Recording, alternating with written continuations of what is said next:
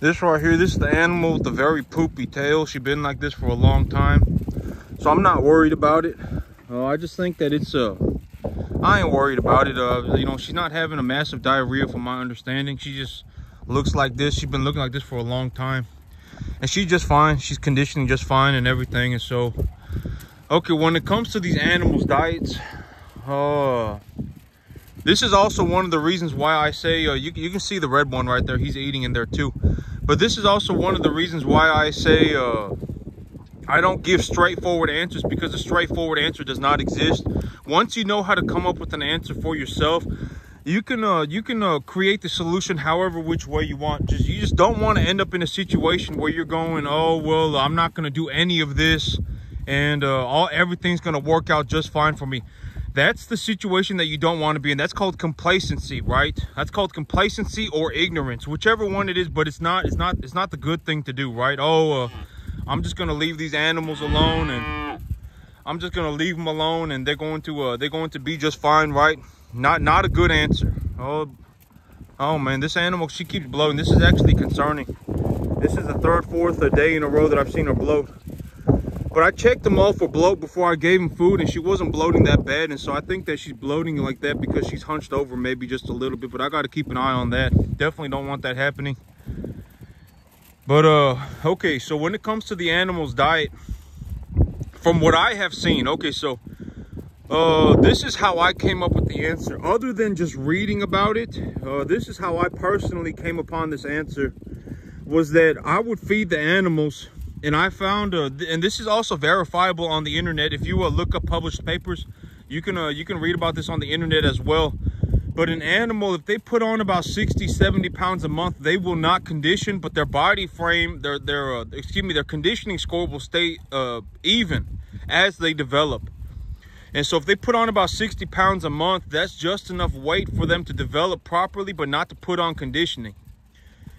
And from what I have seen, from what I have seen, okay, and so here's the thing about me, is that I don't know exactly what my animals are eating, or in terms of exactly how much energy is in their diet, exactly how much protein's in their diet, exactly how much roughage, which I don't know.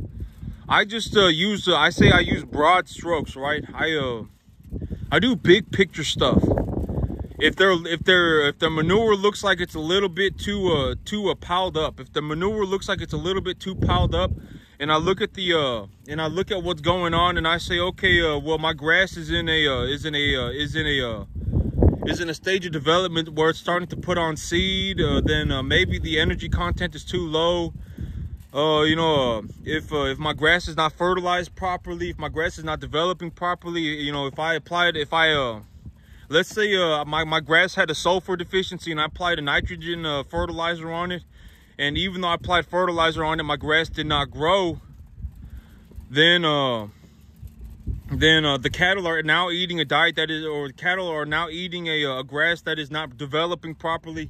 Depending on what is going on with the situation, I will have to come up with the answer for myself. And so, like, if I anticipate that the energy portion of their diet is too low, then that could cause the manure to pile up. If their protein content is too low, the manure could pile up. If they're eating too much roughage material, the manure could pile up. It really depends on what is going on, right? So I got to look at the entirety of the situation and decide from there. And the rough idea for what I want to give these animals is a 65% TDN. If they're closer to about a 700-pound animal, I think more towards a 12% protein. And if they're closer to like a 2.5 weight animal, I do things. I look more towards like a 15% protein diet. And so as they get bigger, the amount of protein in their diet will decrease, and then when they get to about that 700-800 pound range, I then shift their energy. If I am going to raise the animals to a higher weight from that point on, you know, I probably won't go much past even 700. I probably won't even think about doing that. But after about 700, I would shift their diet more towards an energy diet than a protein diet. And so I would increase the energy in their diet. more drastically or more significantly. Not drastically, but I would, if I was going to change up their diet, I would probably decrease their protein to about 10-11% and increase the amount of energy in their diet. But you can see, like, this animal right here, this is going to be one of the animals going to market here pretty soon. You can tell this animal right here good to go. And so when I talk about conditioning, animal conditioning, from what I have personally seen, animals that condition at about a 6 to a 7 make the highest dollar. So if you want to make the most money per animal, from what I have seen, from what I have personally seen, animals that have a body conditioning score of about a 6 or a 7, more towards a 7, 6, 7, you don't really want them super fat either, like 8 or a 9. I mean, there's a certain market for that. If you know where the market's at, you know, you can make money on those cattle too. But usually around a 6, borderline 7, 6 or 7, that's usually where you want your animals if you want them to get the top dollar.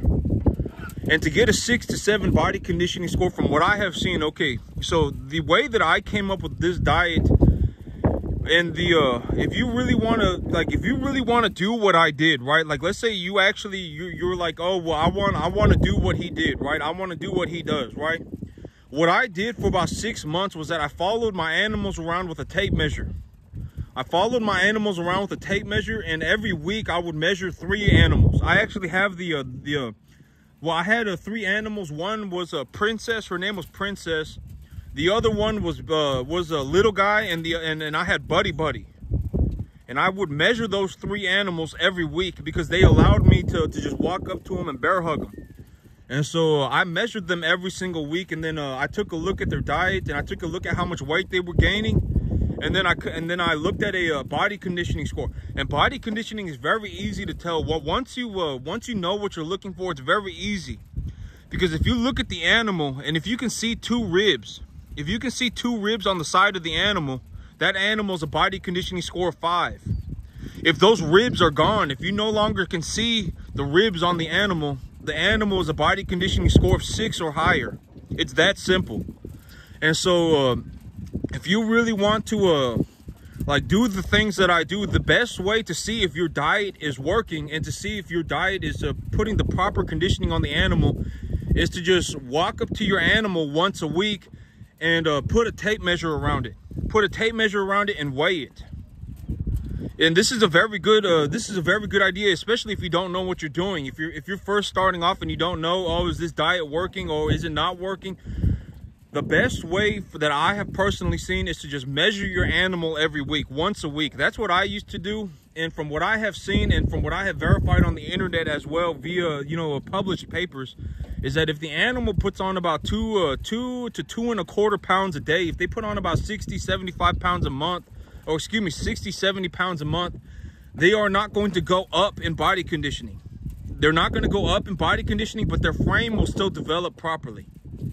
And so if you really want, like, if you look at your animals and you say my animals are at a body conditioning score of 5 and you want to get them to a 6, you really want to be putting about 80, 90 pounds a month on them. That's about how much, from what I have seen. You really, depending on the frame size of the animal too, because if an animal has a very, very, very large frame, it's going to be different as well, because they will put on weight faster. And so you just got to learn how to eyeball these things. And once you kind of do it a few dozen times, it's not very hard. I mean, once you actually just know, once you've gone and done it for yourself, you'll realize that none of this stuff is rocket science, right? Like, I'm not out here doing some like 200 IQ stuff.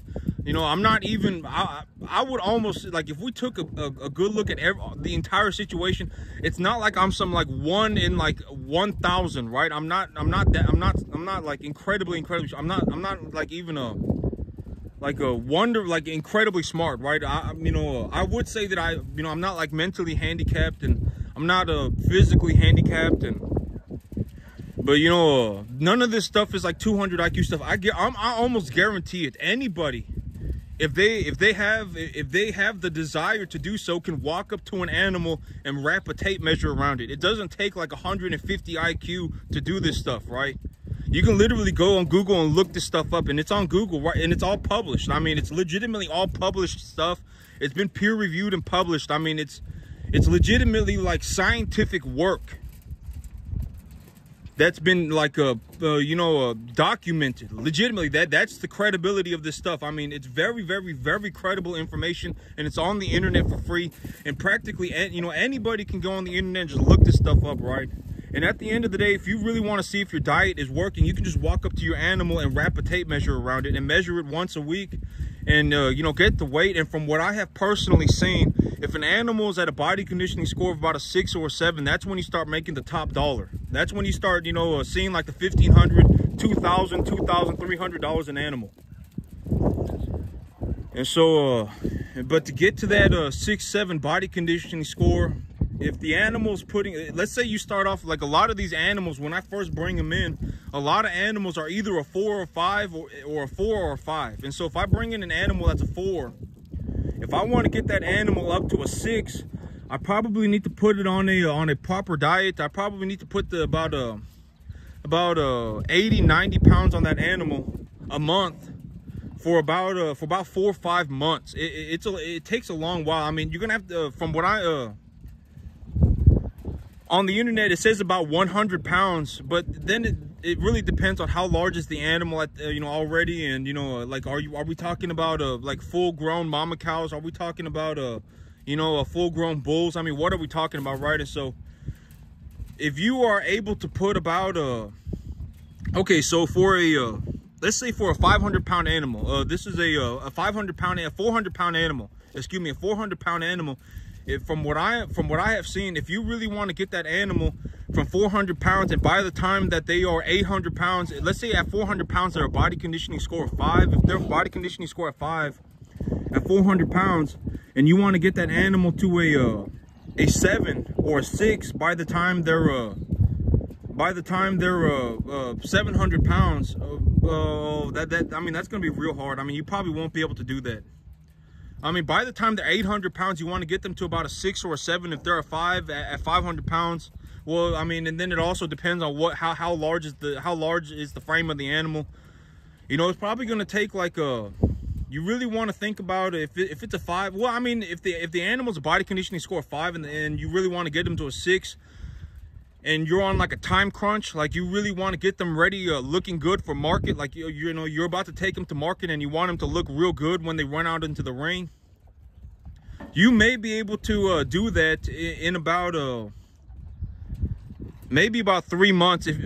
Maybe about 3 months you could do that if you put them on a higher energy diet. Like if you really kept a good eye on that animal,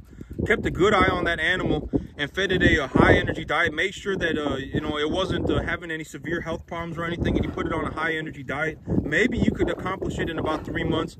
But a lot of my animals, you know, from me, the moment my cattle hit their feet hit the ground at my farm, I am already the plan is already in motion, right? Like, you know, this is not my first rodeo. I've done this many times at this point, and my farm's been stabilized. You know, I'm having to do everything by myself, but I'm not even like it's not even that big of a deal. Like, I'm doing everything by myself, and it's not like you know, it's not like oh my god, this is like whatever, right? You know, like, I'm doing everything by myself, but it's not the end of the world. And you know, but you know, these animals, the moment their feet hit the ground at my farm, you know, I put them on a 65% TDN. I roughly estimate that they're gonna get about roughly a 65% energy diet. That's about 14-15% protein when they're about 2.5 weight, and then I scale the protein back to about 12% by the time they're at 700 pounds. And when I do that, this is the result, right? This is the result. I mean, if you look at if you look at the totality of my herd, you will see that the herd is very uniform. The herd is very uniform. You know, they're all just about a 6. You know, the animals are all just about at a body conditioning score of 6, right? Like, if I look at, you know, some animals are small, some animals are big, but their body conditioning score should all be somewhat the same. 6, 6. You know, I got you know, all my animals. But by the time, you know, like this animal right here and that animal right there, you know, by the time these animals go to market, they'll probably be closer to a body conditioning score of 7, like 1, 2, 3, and 4. These 4 animals right here. But if I took these 4 animals to market, I would still get high dollar for them. They're not exactly where I want them to be just yet. I would want them to get a little bit bigger. Like if I was going to take them to market, I would want them a little bit bigger. But even at this point, I would make good money on them. Good money. And so, you know, a body conditioning score of 6, borderline 7, sometimes even 7's okay. That's the way. Oh, I got an animal pooping right now. I'm gonna take a look at it. And this is very, very, very good looking manure, right here. Very, very, very good looking manure. It's just loose enough. It's not completely filled with corn kernels. You know, she pooped a good volume. She's not having super diarrhea or nothing like that. So that's very, very, very good. And you know, these animals, from what I see, they're all doing okay. You know, they're all doing okay. I'm not seeing any major diarrhea splatter anywhere. I'm not seeing like you know, piles of diarrhea anywhere. And so you know, everything that I do from this point on is gonna, you know, from this point on financially, is going to, it's just gonna be money going into my pocket. I'm doing very well for myself financially. That's the thing. You know, I would say I'm probably gonna do something. Okay, because here's the thing about income taxes, right? Is that, like, let's say I go to my CPA, and my CPA says, hey man, you like, if you want to write off the totality of your income, you need to purchase like you need to purchase $25,000 more of assets, right? You need to have $25,000 more, and so of assets. And then, you know, me as a cattle farmer, you know, I've always said that my favorite thing to buy, my number one favorite asset to buy is cattle. Number 1 to 1.5 type medium large frame animal. If I buy cattle, I can write them off on my taxes. I can store my dollars in the animal, add value to the animal by doing things like the things that I'm doing now. I can take the animals to a body conditioning score of 6 and 7. If they're bulls, I can get them castrated. I can precondition the animals and have them looking real good and take them to the market. I can add value to the animals, right? I can add value to the animals. That will put money in my pocket. And you know, so when I go and file my taxes, you know, this is what I mean by there isn't any guarantee. There is not, you know, my life does not revolve around guarantees, right? It's not like, oh, I work 10 hours a day, you know, now I get $150, now I get $200. That's not how my life works. If things don't go well, I lose money. And you know, this, you know, everything here, I do it by myself. Everything, the cattle diet, the soil health, the grass, you know, everything, right? The investment portfolio, everything, I do it by myself. Everything. You know, granted that maybe about once in a blue moon, if something goes wrong, I do go and seek a professional, right? Like the animal that I had up front that was having a difficult castration, I just went ahead and took him to the bovine vet. I just went ahead and took him to the bovine vet, and he got him fixed up right there on the spot. And so every once in a while, like if it's something that is like I just cannot figure it out, or not that I can't figure it out, but I feel like it is time for a professional to step in. At that point, I will ask that you know the bovine vet, right? But I'm not going to go around and ask for help on everything. Oh my God, help me with this. Oh my God, help me with that. Oh my God, help me with this. Help me with that. You know, I got my own things to do, right? At the end of the day, and I'm not saying this to sound like a dick, but almost anybody, if you actually got to the point, okay, so here is a way to visualize what $100,000 a year looks like. $100,000 a year of net income. So I put about $9,000 away into my bank account every month, right? If I work for 1 week, that is enough money for me to pay for all of my bills. My house, my truck, my insurance, everything, my electricity, my gas. 1 week of pay will cover everything. And so, you know, me, I got stuff to do, right? And I got things to do on my own, you know, and I got my own goals and my own dreams. You know, I'm not going to sit here and hold people's hands. If I just stick to this, you know, if I just dedicate myself to this and just keep going after it and keep staying after it, I legitimately could put myself in a situation where I'm making more than my monthly pay in a week. You know, I could legitimately put myself in a situation where I'm running cattle and bringing home like $50,000 a month. And so, you know, I'm not saying this to sound like a dick, but if anybody was actually in my situation, that they worked balls to the wall, 14 years, 15 hours a day and they finally made it, they're not gonna go home. Now is my chance to just give everything away. You won't do it, I guarantee it. And if you think that you would, you're an altruistic person, and you're either a moron or you're naive. And so, I mean, you know, like, I almost guaranteed, like, there, you know, and people can't, you know, unless you understand the mindset of what it took to get here, you won't be able to get here. I almost guarantee, like, you know, the moment you start piling on the difficulty, everyone starts quitting. Oh, you know, I'm going to have to, you know, the only thing I can think about for the next 15 years of my life is farming. Oh, man, I'm going to have to work 15 hours a day. Oh, man, if I suck, I won't get paid. Oh, man, what if I don't make it? I mean, you know, that's the kind of stuff that goes through a lot of people's mind. But me, you know, it was either I farmed or I did nothing. Legitimately, I mean, you know, farming was legitimately all I had. And so, you know, I understand that I make a lot of money, but I got, you know, but the things, you know, I make a lot of money because I feed people, right? I produce a lot of food. I produce a lot of very, very, very high quality food, top dollar food for people to eat. And that's why I make money. So I'm not going to be like, oh, you know, I should just stop making money. I mean, if let's say I stop making money, then the beef just disappears too. That's the thing. You know, like, if farmers stopped farming, it's not like the world would, it's not like, oh my God, now that he's not farming, now, you know, everybody's going to do better. That's not how the world works. If that's how you think, you're either very naive or you're a moron. It's very important that I make a lot of money. It's a very good thing that I make a lot of money. I make money feeding people. And so, I mean, you know, I'm not gonna hold people's hands, and, you know, and I'm not gonna go in whatever, right? And if you were in my situation, you'd be the same way. You're not gonna work 15 hours a day for 14 years to just get to the 14th year and give everything away. I almost guarantee it, you're not gonna do it.